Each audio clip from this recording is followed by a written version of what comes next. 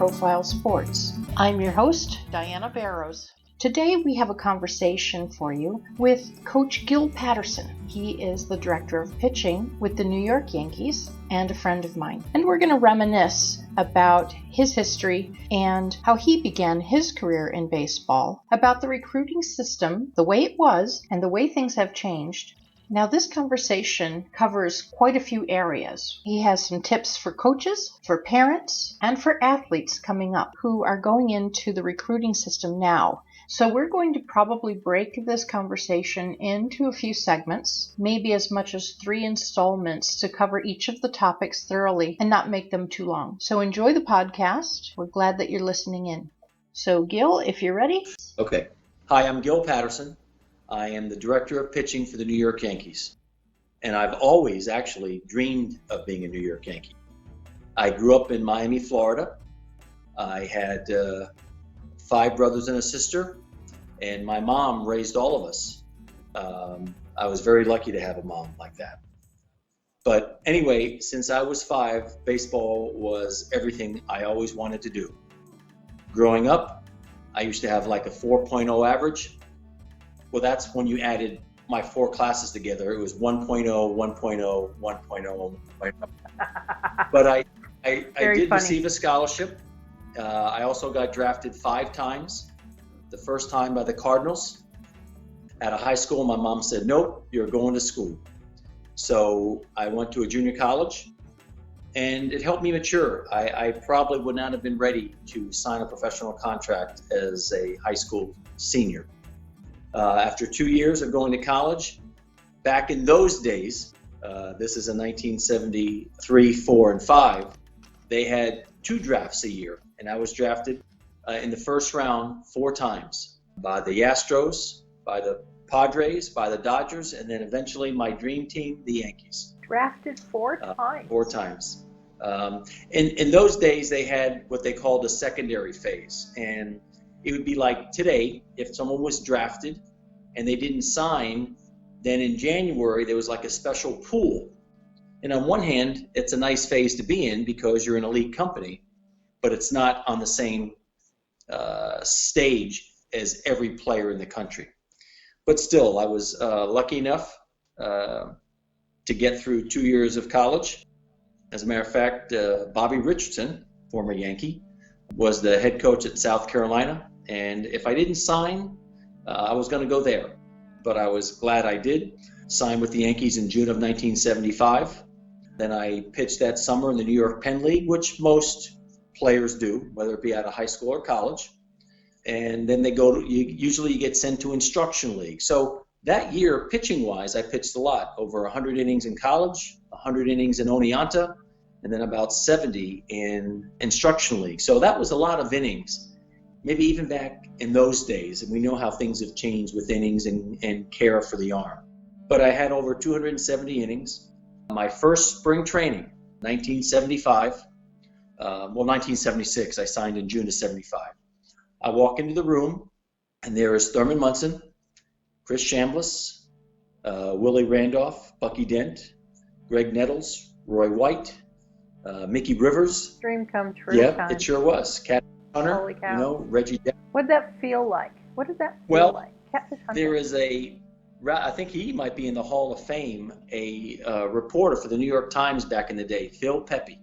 And so as I walked into the room, there was also Yogi Berra, Whitey Ford, Billy Martin, Elston Howard, and Mickey Mantle.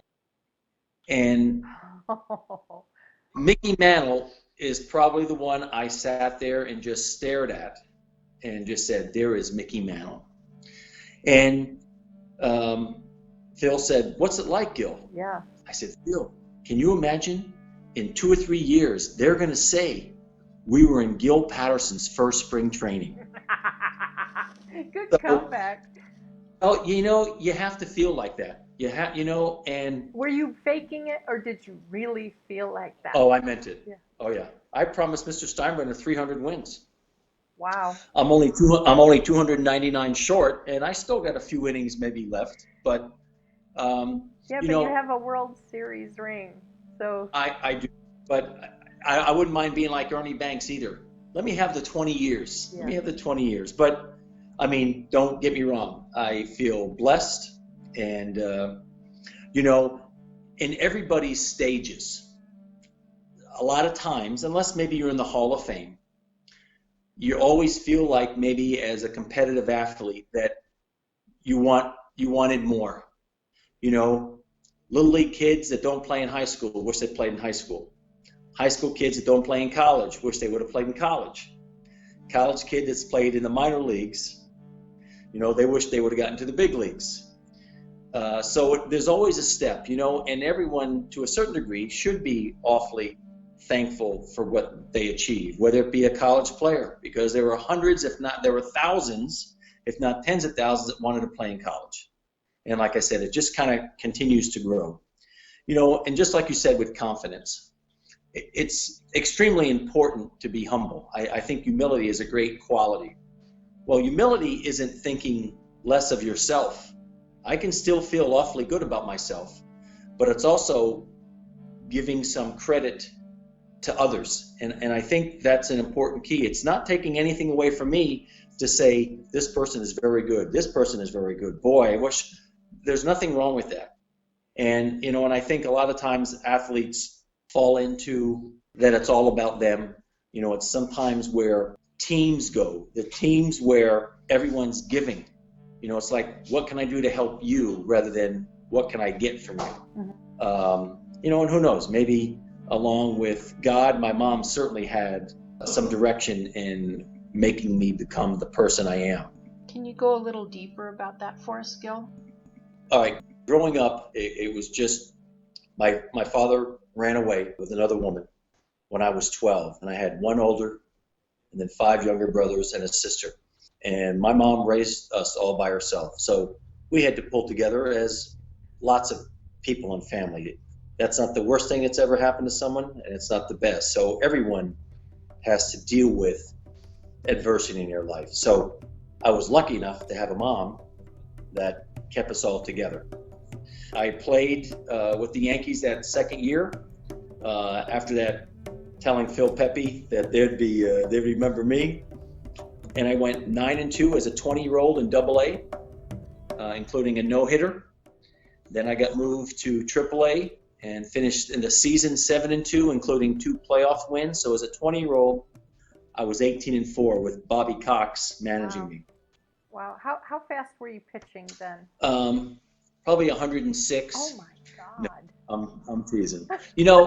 I actually believed you because you believe no. You're so large. And well, as you get older, the stories always grow. It's like fishing. The stories always get a little bit bigger. You always do a little bit harder. You're killing but me.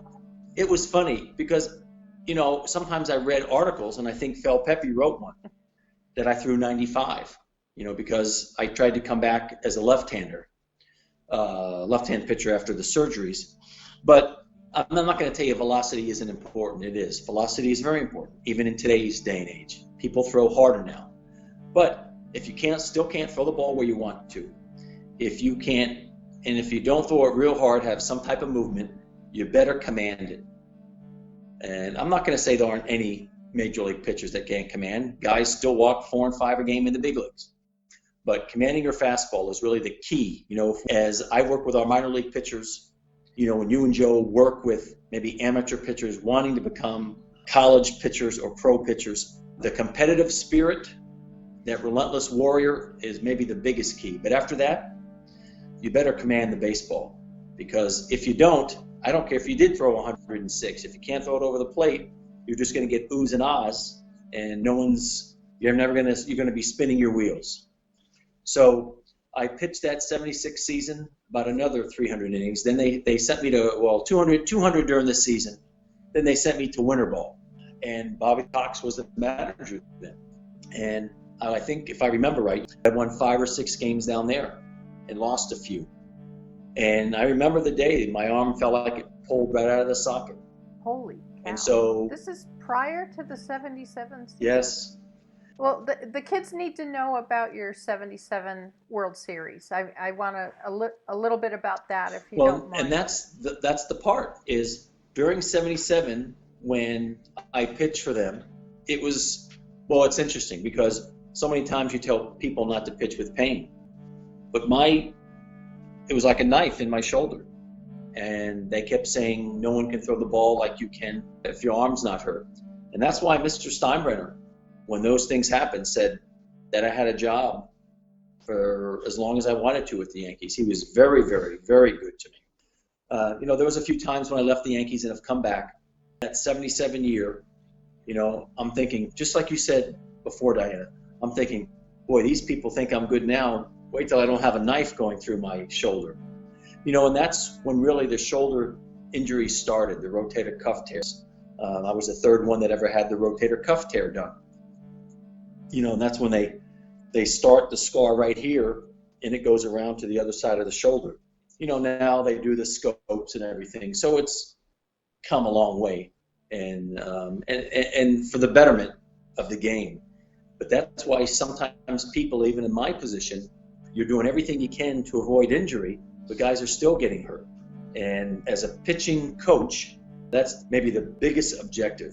Keep guys healthy. If you keep them healthy, then they have a chance to move on, whether it be to college or to pro ball or to the minor leagues and then the big leagues. But that 77 year, like I said, as great as it was, we win the World Series. But again, you still feel like, or in my case, you wanted to give and help so much, and I didn't give and help as much as I would have liked. Maybe the two best, there's probably three really good things that people have said about me that I'm going to remember. I have some clippings that I wanted to show my daughter, who's a cardiologist, and my son now, who's 17 and drives, so I'm always up all night when he drives. And my granddaughter, who's 1. There's going to be a few things, because they don't even have video when I pitched. That's how long ago it was. But why did they have Babe Ruth stuff and not Gil Patterson stuff? I don't know. What's up with that? Yeah, I know it. So Carl Yastrzemski said when I got beat by them 3-1, I struck out like 9 guys in the 5 or 6 innings I pitched, that he's one of the best young pitchers I've ever seen. I had heard, Gil, that you had said you should have seen me last year. I said that to somebody. Oh, okay. It could have been Carl. I don't remember. But what happened as well was Rick Sutcliffe, they have an ESPN thing that I still happen to have. Apparently, he was asked if Steven Strasburg was the real thing when Strasburg struck out those 14 Pirates, I think, in his first game. And he says, you've seen a lot of prospects come and go. He says, have you ever seen anyone like Strasburg?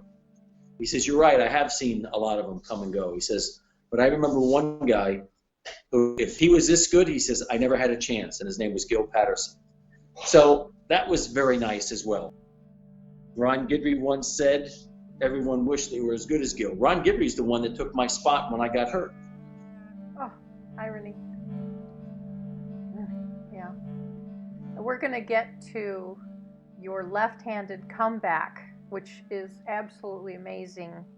The pitching part, when I had some of my surgeries, I had a daughter at that time and a wife, and we didn't quite have enough money to make ends meet, being kind of just going through workman's comp and stuff like that.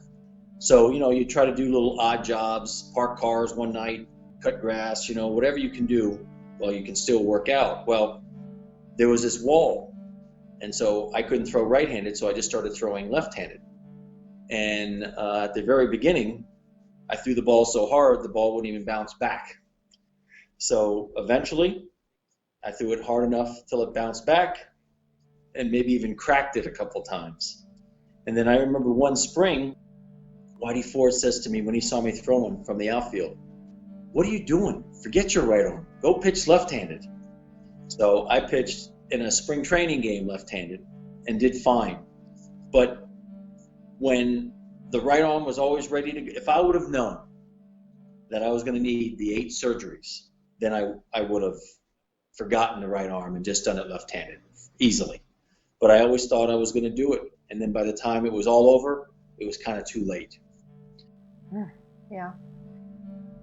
That's great. And we met when you were pitching coach of the A's minor team. How many teams have you been with? I started off, of course, pitching for the Yankees in '75. Then in the early '80s, I started coaching with the Yankees. That's when Mr. Steinbrenner kind of said, "You have a job with us." So I coached for the Yankees in the early '80s. Went to Bucky Dent's baseball school, which was really very good because I got to work with babies, 8, 9, 10, 12, 15, 17, or it was working with pro athletes, guys kind of out of college too, in high school. So as a matter of fact, Al Leiter was one of the pitchers I worked with. He and I are still friends today. As a matter of fact, I saw his first pitch as a Yankee in Oneonta when I was his coach.